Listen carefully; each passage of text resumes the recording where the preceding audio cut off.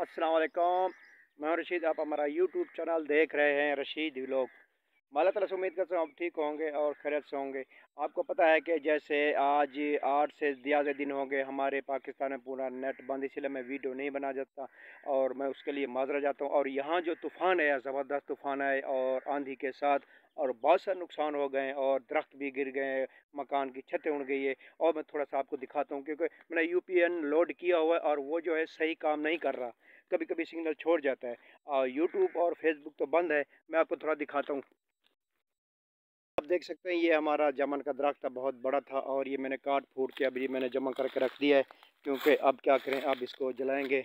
और ये देखें, ये लकड़ी का काम है, ये सब गिर गए हैं और हमारी बाथरूम की छत भी उड़ गई, वो देखो नंगा खड़ा हुआ है।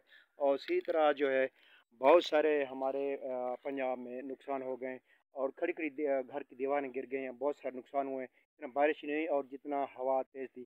ठीक है, ये और तो थोड़ी सी मैंने वीडियो बनाई है आप लोगों के लिए। आपका मैंने बताना है कि आपके पास वीडियो पहुंची है या नहीं। तो इजाज़त, अगली वीडियो तक, अल्लाह हाफ़िज़।